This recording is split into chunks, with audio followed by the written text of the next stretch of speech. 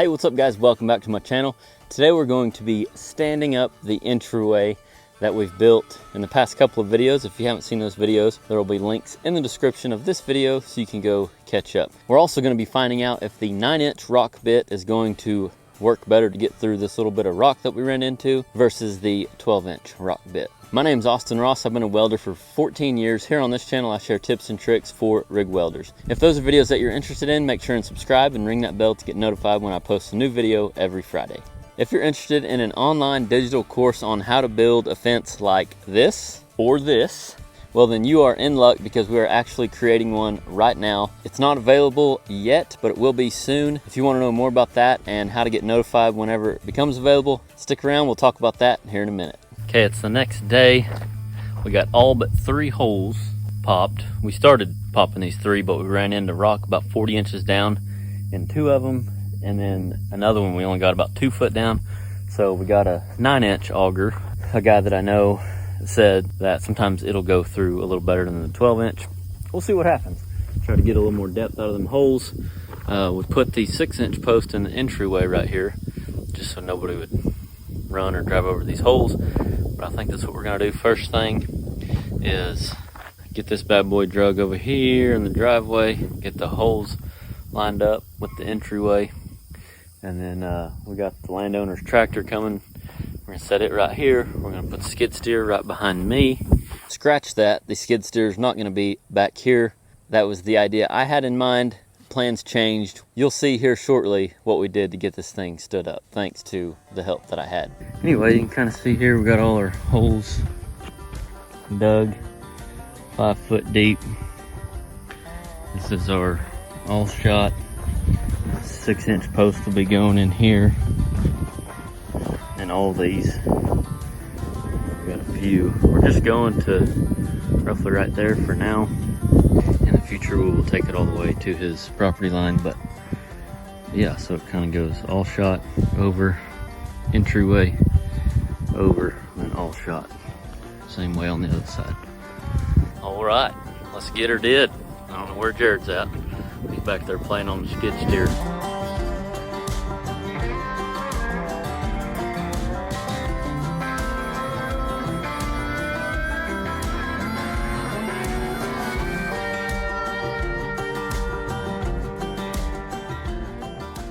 Okay, so what I'm doing here is cutting off any access pipe that I may have on my vertical legs. The height that we were shooting for on this overhead was 14 foot. We drilled our holes 5 foot deep, and so therefore I would need at least 19 foot of pipe from the bottom of our bottom 8-inch horizontal. I actually added an extra 6 inches just in case this thing sunk down in the holes a little bit, and in case he went and put back any gravel in his driveway. I just want to make sure there was sure enough 14 foot of clearance.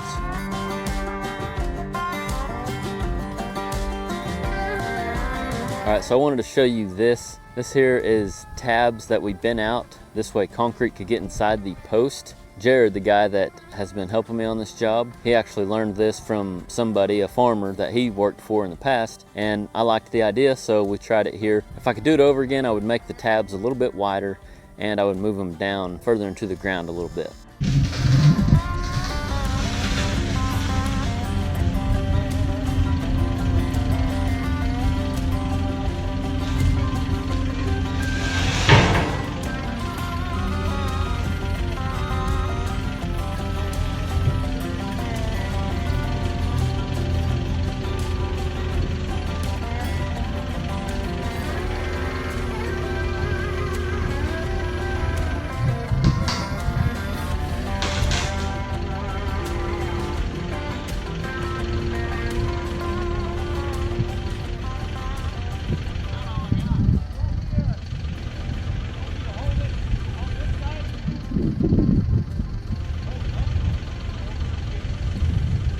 All right, as you can see here, we've got the entrance stood up as far as it'll go with this skid steer. Jared's in there. He said this is as high as it'll go. And thanks to the landowner's buddy or friend, or he's here with us, helping us running the landowner's tractor. And he mentioned bringing the tractor around to hold the entrance while Jared can let the skid steer down and move over to the other side. And then both of them push on the entrance, since neither one of them will technically go high enough, but if we use both of them, we can push the entrance up. I thought it was a great idea, so that is what we done.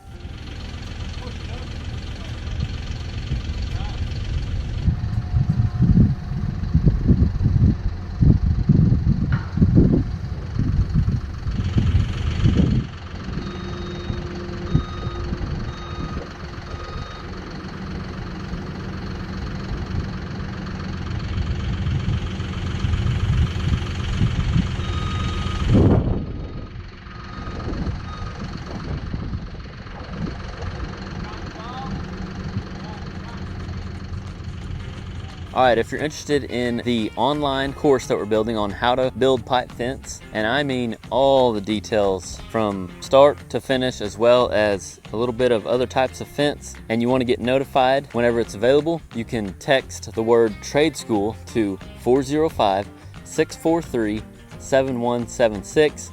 We'll send you a text whenever it becomes available. Or if you actually want to see what this course is going to look like, we have built an example course. You can find it on our website, arosswelding.school. Click on the example course, punch in your email, check that box underneath. You will then get notified whenever the course is available. Or you can simply get on my normal email list where I send out any kind of information. There will be a link in the description if you want to go that route.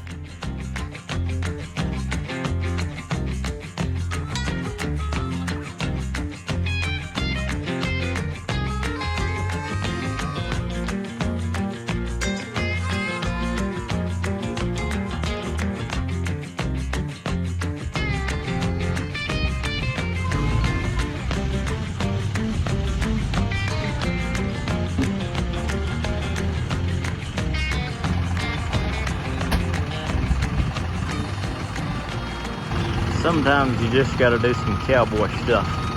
It was wanting to teeter whenever Jared was letting off of it. So I backed my truck up here, hold her down. We're thinking with both these pieces of equipment, they can push both of them in as high as they can, and it'll start. It's already started down in the hole. So we'll see what happens.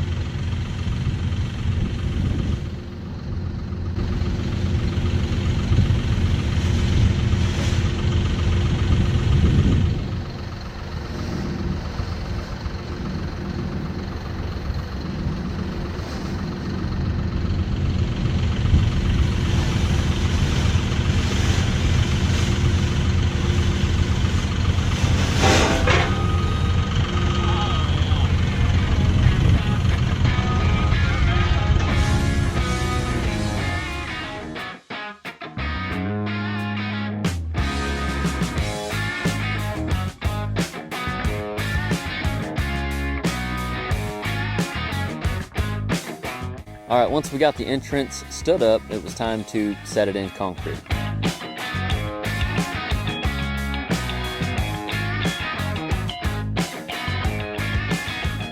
I personally just mix my concrete in the hole, put a little concrete, put a little water, tamp it, put a little concrete, put a little water, tamp it.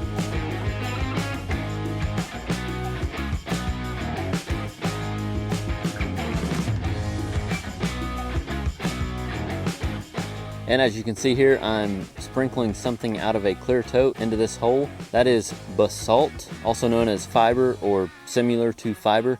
It's just to help strengthen that concrete.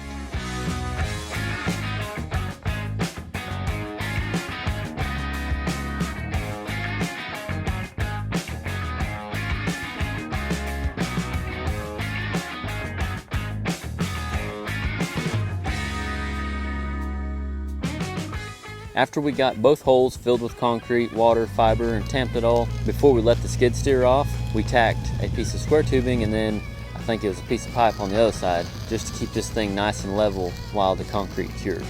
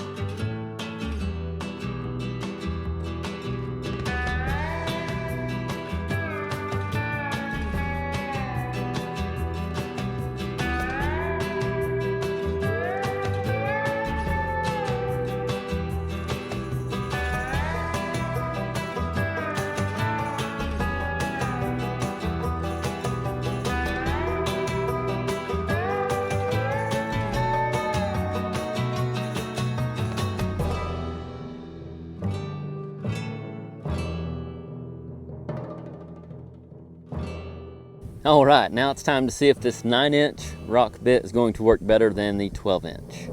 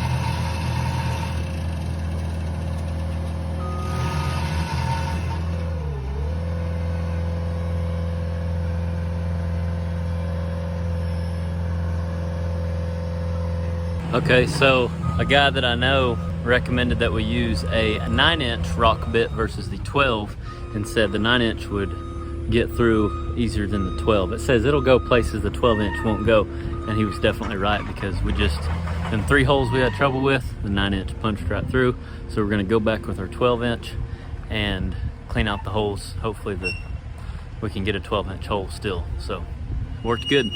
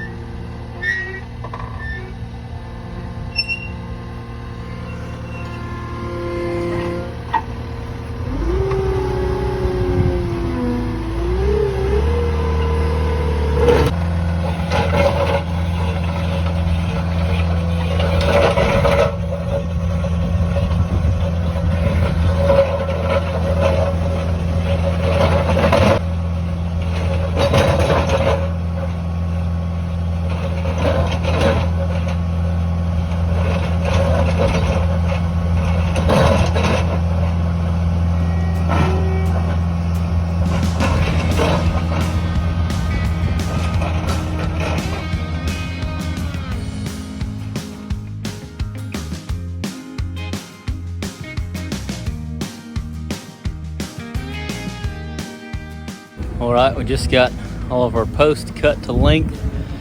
Jared's been stringing the post out to each one of these holes, and I'm fixing to stand these last few up and put them in the holes. Except for one, we had to side dig one, so there'll be one that's not stood up, one of these two over here, but our entrance stood up. That's exciting.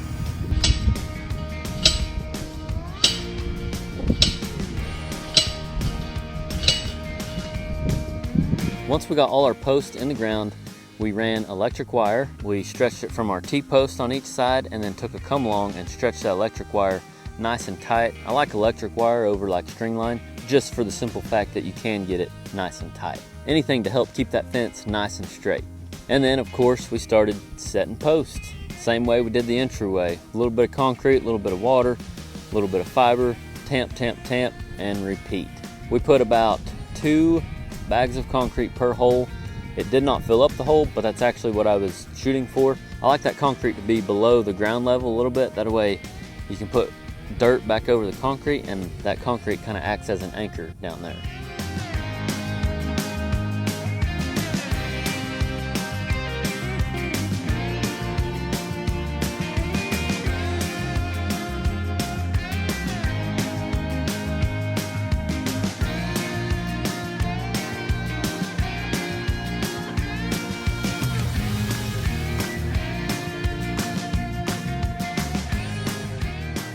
All right,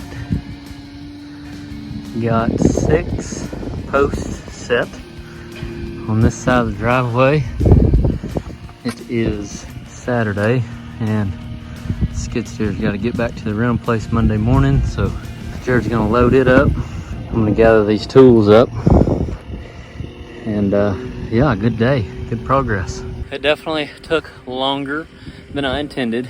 My goal from previous experience was to get all these holes popped and set all the posts. There's about 20 or 22 posts plus the entryway, but the skid steer we got is smaller than what I would have preferred. That's all that they had available, so it didn't spin very fast. Okay, I've learned since I filmed this part of the video that spinning faster isn't always better. It's the down pressure. So to correct myself more or less, this machine didn't have as much down pressure as we could have used. So more down pressure and spinning slower isn't a bad thing as long as you have good rock teeth on your rock bit. Don't get me wrong, spinning faster could help in some scenarios, but like I say a lot, it's just situation dependent, and you kind of learn what you need in certain grounds and whatnot when it comes to popping holes. But that's all right. We got her done. I feel accomplished, and yeah, everything looking good so far. So anyway, good day, feels good. Got the entryway up. I'm just plumb tickled.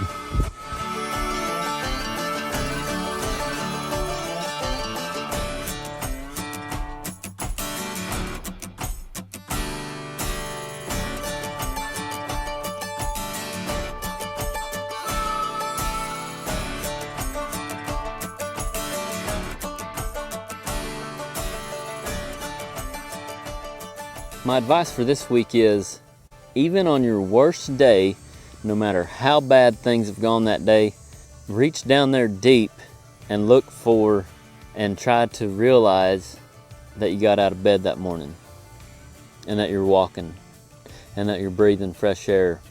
Gratitude would be my advice. Don't take waking up every day for granted. Be thankful for it. I appreciate y'all being here. I enjoy sharing these videos. I hope they're helpful. And if you're interested in the online pipe fence course, don't forget to check out arosswelding.school. You can check out the example course there. Punch in your email, check that box. You'll get notified whenever it becomes available again. Text the word trade school to 405-643-7176. We'll send you a text whenever it becomes available. Or you can check out the link in the description to get on my normal email list. Thank y'all for watching. Work hard, be safe, and remember, learn something every day.